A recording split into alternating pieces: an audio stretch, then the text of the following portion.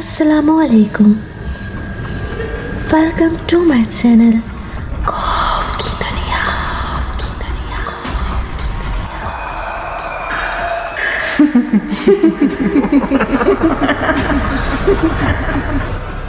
तमाम videos updates के लिए मेरे चैनल खौफ की दुनिया को सब्सक्राइब करके बेल नोटिफिकेशन को ऑन कर दीजिए। तो आप लोगों को मेरी इंस्टाग्राम आईडी शो हो रही होगी, तो आप लोग मुझे यहाँ फॉलो कर सकते हैं। तो आइए सुनते हैं किसी की ज़िंदगी पर बीती एक पुरस्कार कहानी। एक सच्ची आप बीती जो अपनी मिसाल आप है। तो आइए सुनते हैं, तो आइए सुनते हैं, तो आइए सुनते हैं, तो आइए सुनते हैं।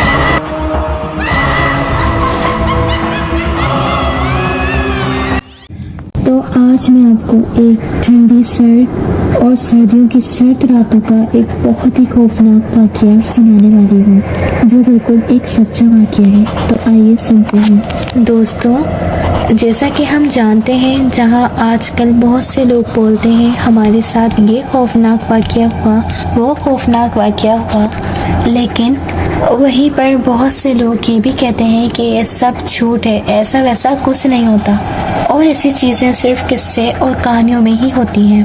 और शायद मैं भी ऐसा सोचता था, लेकिन मैं समझाता हूँ कि ये कुछ तो होता है जिससे बहुत से लोग घबरा जाते हैं। 2022 जैसे कि शुरू हो चुका है और न्यू टेक्नोलॉजी का दौर है, फिर भी बहुत से लोग आज भी कहीं ना कहीं किसी डरावने वाक़ये से खौफज़दा नज़र आते हैं। इसकी वजह से ये भी है कि जैसे हम लोग जिस दुनिया में मौजूद हैं, इस तरह और भी बहुत से मखलूक़ात इस दुनिया में हमारे इर्द गिर्द मौजूद हैं। इनमें से कुछ तो वो मखलूक़ात हैं जिनको हम देख सकते हैं, जैसे कि जानवर, चरिंद परिंद, कीड़े मकोड़े, समंदरी मखलूक़ात वगैरह वगैरह। लेकिन कुछ मखलूक़ात ऐसी भी हैं जिनसे हम डर भी जाते हैं, जैसे कि जंगली जानवर, शेर, चीता, भेड़िया, सांप, बिच्छू वगैरह वगैरह, क्योंकि ये सब मखलूक़ात को हम साफ साफ देख सकते हैं। लेकिन इस दुनिया में बहुत सी ऐसी भी मखलूक़ात जिनको शायद आज तक हमने देखा ही ना हो, मगर वो इस दुनिया में हमारे साथ मौजूद हैं। जैसे कि वो मखलूक जिनको हम हवाई चीज़ें कहते हैं, इनमें से जिन्नात, चुड़ैल, छलावा और बदरू शामिल हैं। और ये वो चीज़ें हैं जो कि ज़्यादातर वीरान जगहों पर, खाली पड़े मकानों में, पुराने दरख्तों पर, गंदी जगहों पर अक्सर पाई जाती हैं। और जिस जगह पर 40 डेज तक सूरज की रोशनी ना पड़े और लाइट ना चले, तो ये चीज़ें वहाँ बसेरा कर लेती हैं, क्योंकि इन चीज़ों को वीरानी और अंधेरा ही ज़्यादा पसंद होता है, ताकि इनका किसी भी इंसान से सामना ना हो। और जब हमारा इनसे सामना होता है तो इनको भी इतना ही बुरा लगता है जितना कि कोई अगर हमारी जगह पर कब्जा कर ले तो हमें बुरा लगता है। इस वजह से ये हमें वहाँ से डरा कर भगाने की कोशिश करते हैं, ताकि हम उस जगह को छोड़ दें और वो अपना बसेरा कायम रखें। और दोस्तों, इनमें भी बहुत सी इकसाम होती हैं, जिनमें से कुछ तो इंसान को सिर्फ डराते हैं और कुछ ऐसी भी होती हैं जो इंसान को नुकसान पहुँचाती हैं। और ऐसी चीज़ें अक्सर हमें अकेले में ही डराती हैं, जैसे कि हम जब अकेले किसी सुनसान जगह से गुजरते हैं तो अचानक से उस जगह पर किसी खौफनाक आवाज़ के आने से हमारे रोंगटे खड़े हो जाते हैं। तो इसका मतलब होता है कि आप उस चीज़ के हुदूद में से गुजर रहे होते हैं, और ये ज़रूरी नहीं कि वो जगह सिर्फ घर से बाहर ही हो, बल्कि ये जगह कोई भी हो सकती है, जैसे कि आपके घर का कोई हिस्सा जहाँ आप रात में कम जाते हो, स्टोर रूम, बेसमेंट, छत वगैरह। तो कभी कभी हम उनको देख नहीं पाते, लेकिन उनको महसूस ज़रूर कर लेते हैं। और अगर इनमें से एक भी चीज़ अगर हमारे सामने आ जाए तो हम बहुत ज़्यादा डर जाते हैं, क्योंकि हमारा उन चीज़ों से कभी वास्ता नहीं पड़ा होता।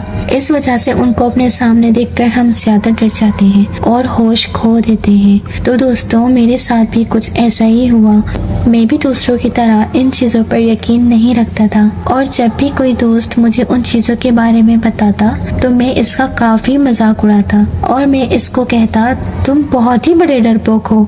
और फिर एक बार मैं दोस्तों के साथ सिनेमा गया और 9 से 12 का शो देखा, और सब दोस्त सिनेमा से बाहर निकल गए और अपने अपने घरों की तरफ चलने लगे। दिसंबर का मंथ था, सर्दी बहुत ही ज़्यादा थी और ठंड इतनी शदीद थी कि सिर्फ 10 कदम ही रह गए थे। इसके बाद हम सब ने अपनी अपनी बाइक स्टार्ट की और वहाँ से एक साथ घर की तरफ चल दिए। अभी कुछ ही दूर गए थे कि एक दोस्त ने बोला, यार सड़क बिल्कुल खाली है, कोई ट्रैफिक भी नहीं है और कोई हमें रोकने वाला भी नहीं, तो क्यों ना रेस हो जाए, देखते हैं कि मोहल्ले में सबसे पहले कौन पहुंचता है। तो चलो फिर आज देख ही लेते हैं किसमें कितना दम है। ये कहकर सबने अपनी अपनी बाइक्स की स्पीड तेज कर ली और देखते ही देखते धुंध में गायब हो गए। मैंने आम से जैकेट पहन रखी थी और हाथों में ग्लव्स भी नहीं पहन रखे थे, जिसकी वजह से मुझे बहुत ही ज्यादा ठंड लग रही थी। इस वजह से मैंने अपनी बाइक की स्पीड आहिस्ता कर ली, क्योंकि मैं सर्दी से कांपने लग गया था। इस वजह से मैं बहुत ज्यादा स्लो हो गया था। अब पूरी सड़क वीरान थी, मैं अकेला सड़क पर पागलों की तरह जा रहा था और अब मैं बहुत परेशान हो रहा था, क्योंकि सड़क पर बहुत सन्नाटा था और बहुत ही देर बाद कोई एक आध गाड़ी या बाइक पास से गुजर जाती और इसके बाद सड़क फिर से वीरान हो जाती। मैं चुपचाप बस चलता जा रहा था और ऐसी खामोशी थी कि मुझे सिवाय मेरे बाइक की आवाज़ के और किसी की आवाज़ नहीं आ रही थी। मैं चलते चलते एक मोड़ पर जाकर रुक गया। एक शॉर्टकट का रास्ता था, इसका नाम ठंडी सड़क था और ये इस सड़क का नया नाम है, जबकि ये सड़क इस वक्त बांसों वाली सड़क के नाम से मशहूर थी। और बहुत से लोग से भी इस सड़क के बारे में सुना था कि इस रास्ते पर बहुत सी हवाई चीजों का बसेरा है, और उनका ये भी कहना था जो भी रात 7 बजे के बाद इस सड़क से गुजरता है इसके साथ जरूर कुछ अनहोनी हो ही जाती है। और काफी लोग तो इस सड़क से दिन के वक्त भी नहीं गुजरते थे, क्योंकि वो इस सड़क को लेकर बहुत डरे हुए थे, क्योंकि इस सड़क के दोनों अतराफ में कोई आबादी नहीं थी, बस कुछ जंगल नुमा झाड़ियाँ और बांस के दरख्त ही थे। बस कुछ दूर जाकर एक साइड पर पुराना सा कॉलेज था, पर इस कॉलेज में जाने का रास्ता भी नहर वाली साइड पर था, यानी इस सड़क पर सिर्फ कॉलेज की दीवार ही थी। और रात 7 बजे के बाद यहाँ से कोई नहीं गुजरता था, जबकि मैं तो तकरीबन 1 बजे के करीब इस सड़क पर खड़ा था। मैंने सोचा, यार मैं तो ऐसे ही डरता रहूंगा और मैं तो ऐसे ही डर रहा हूँ, लोगों का क्या है, लोग तो ऐसे ही सुनी सुनाई बातों पर यकीन कर लेते हैं, जबकि मेरे नजदीक ये सिर्फ अफवाहें ही थी। ये सोचकर मैं इस सड़क पर चल पड़ा और आहिस्ते आहिस्ते बाइक चलाता हुआ आगे बढ़ने लगा। इस सड़क पर धुंध और भी ज्यादा हो गई थी, बस बाइक की लाइट में भी थोड़ा बहुत नजर आ रहा था। मैं अभी थोड़ा दूर ही गया था कि मुझे ऐसा लगा कि सड़क की बाईं तरफ कोई सफेद कपड़े पहनकर खड़ा है, लेकिन मुझे साफ दिखाई नहीं दे रहा था। मैंने बाइक की स्पीड बिल्कुल कम कर ली और थोड़ा और आगे किया और बाइक की लाइट इसकी तरफ की तो देखा एक बहुत ही खूबसूरत और दिलकश व्हाइट कपड़े पहने एक औरत खड़ी है। इसके काले घने लंबे लंबे बाल थे जो कि इसने खुले छोड़े हुए थे और इसका चेहरा बहुत ही पुरकशिश और खूबसूरत था और इसने बहुत सारी ज्वेलरी पहन रखी थी। ऐसा लग रहा था कि ये किसी अमीर घर से ताल्लुक रखती है। फिर मैंने सोचा, यार रात का 1 बज रहा है और ये औरत इस टाइम यहाँ क्या कर रही है, या फिर ये भी हो सकता है कि ये कोई कैरेक्टर लेस लड़की हो, या फिर हो सकता है कि ये कोई डाकू के साथ मिली हो औरत होगी जो लिफ्ट लेने के लिए यहाँ लोगों को लूट लेती होगी और इसके साथी भी यहाँ वहाँ आसपास छुपे होंगे। मैंने बाइक की स्पीड और ज्यादा स्लो कर ली और मैं बहुत धीरे धीरे से ये सब सोचता हुआ इसकी तरफ बढ़ रहा था। और जब इसके और मेरे बीच सिर्फ 10 कदम का फासला रह गया था तो मैंने बाइक सड़क के दाएं तरफ कर ली और रोक ली, जबकि वो सड़क की बाएं तरफ खड़ी हुई थी। मैंने सोचा अगर मेरे साथ कुछ भी बुरा होने लगा तो मुझे भागने में आसानी रह जाएगी। इस वजह से बाइक मैंने स्टार्ट ही रखी थी और दूर से ही बाइक पर बैठे हुए इसको पूछा। इसने मुझे कोई जवाब नहीं दिया। मैंने सोचा शायद इसको मेरी आवाज सुनाई नहीं दे रही होगी। 4 कदम बाइक और आगे कर ली और फिर थोड़ा ऊंची आवाज में कहा, कौन हो तुम? कौन हो तुम? यहाँ क्या कर रही हो? लेकिन इसने फिर भी कोई जवाब नहीं दिया।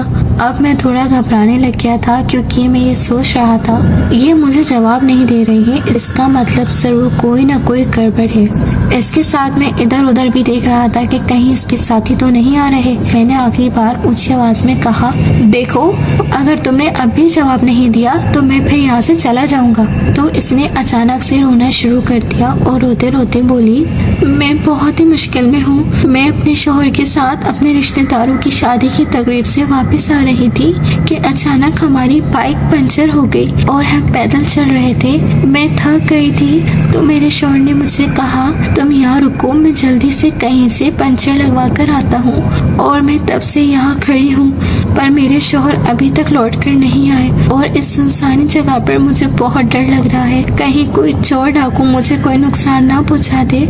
इस वजह से मुझे बहुत रोना आ रहा है। इसकी बातें सुनकर मेरे दिल में रहम आ गया और मैं बाइक से उतरकर इसकी तरफ गया और मैंने कहा, देखें आप रोए नहीं, मुझे ये बताएं कि आपका शौहर किस तरफ गया है। तो इस औरत ने धर्मपुरा की तरफ इशारा करते हुए कहा, वो उधर की तरफ गए हैं। तो मैंने उसी औरत से कहा, अगर आपको बुरा न लगे तो आप मेरे साथ बैठ जाएं, मैं आपको धर्मपुरा उतार दूंगा, फिर आप उधर से अपने घर चली जाना, क्योंकि ये धर्मपुरा में इस टाइम भी रिक्शा मिल जाएगा और वैसे भी मैं भी धर्मपुरा ही जा रहा हूँ। इस औरत ने अपनी आंखों से आंसू पोंछे और कहा, आपका बहुत बहुत शुक्रिया, आप मुझे बस रिक्शे तक ले जाएं, आगे मैं खुद ही चली जाऊंगी। मैं वापस बाइक की तरफ गया और बाइक स्टार्ट करके इसके पास ले गया और वो बाइक पर बैठ गई और हम वहाँ से चल पड़े। और अचानक से मुझे बहुत ज़्यादा ठंड लगने लगी और मैं बहुत कांपते हुए बाइक चला रहा था। हम दोनों बिल्कुल खामोश थे, लेकिन मैं बहुत खुश था कि मेरे साथ बहुत ही खूबसूरत औरत बैठी है और ऐसे में इससे दोस्ती करने का भी मौका मिल जाएगा और हो सकता है कि बेस्ट फ्रेंड ही बन जाए। तो मैंने सोचा कि इससे कोई बातचीत कर लूं।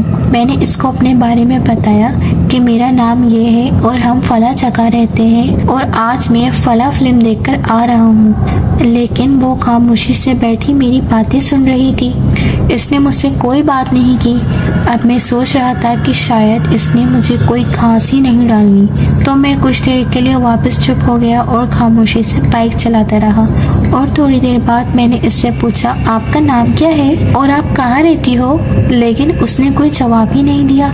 मैं आगे देखते हुए इससे इधर उधर की बातें करता रहा, पर इसने मुझे फिर भी कोई बात न की। अब मुझे इस पर गुस्सा आ रहा था। मैं सोच रहा था, लगता है ये अपनी खूबसूरती पर बहुत ज्यादा घमंड करती है और मुझे नजरअंदाज कर रही है। मैंने कहा, देखो मैं नहीं जानता कि तुम मेरी बात का जवाब क्यों नहीं दे रही हो। मुझे लगता है मैं खुद ही बातें किए जा रहा हूँ, आप कुछ तो बोलो। तभी किसी ने मुझे खौफनाक आवाज में गुस्से से कहा, चुपचाप आगे देखकर चल, वरना बहुत पछताएगा। मैं चौंक गया और अब थोड़ा सा डरने लगा, क्योंकि मैं सोच रहा था कि कहीं ये गुस्से में आकर मेरे ऊपर किसी किस्म का इल्जाम न लगा दे। लेकिन मैंने पीछे नहीं देखा। मैंने बाइक तेज कर ली, पर वो सड़क खत्म ही नहीं हो रही थी। और जब मैंने गौर किया तो बाइक अभी भी बिल्कुल स्लो थी, जबकि मैं इसको चौथे गियर पर फुल स्पीड में चला रहा था। ऐसा लग रहा था जैसे बाइक पर किसी ने बहुत ज्यादा वजन रख दिया हो। और ये सब कुछ देखकर मैं अब पूरी तरह से घबराने लगा, क्योंकि मैं अभी भी आधी सड़क पर भी नहीं जा पाया था, जबकि पूरी सड़क सिर्फ 2 किलोमीटर की थी। मैं पूरी तरह से बाइक को भगाने की कोशिश कर रहा था कि इतने में मेरे पीछे से जोर जोर से सांस लेने की आवाज सुनाई देने लगी, जैसे कोई मेरे कान के पास ही कोई तेजी से सांस ले रहा हो। मेरे रोंगटे खड़े होना शुरू हो गए। अब मैं कुछ समझने लगा था कि मेरे साथ कोई औरत नहीं बल्कि कुछ और ही है। इतने में इस औरत ने मेरे कंधे पर हाथ रखा और अचानक से मेरे जिस्म के रोंगटे खड़े हो गए। मैंने डरते हुए अपने कंधे पर नजर डाली तो मुझे अजीब सा बड़े बड़े नोकीले नाखून वाला काला सियाह हाथ दिखाई दिया और वो आहिस्ता आहिस्ता मेरी गर्दन की तरफ बढ़ने लगा और मेरे पीछे से एक खौफनाक हंसी की आवाज आने लगी। वो हंसी ऐसी थी कि उसके आगे मेरी बाइक की आवाज भी दब गई और बाइक जैसे किसी जगह पर फंस गई हो।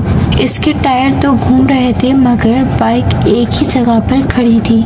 तभी किसी ने पीछे से मेरे दूसरे कंधे पर अपना मुंह रख दिया। मैं डर से थर थर कांपने लगा।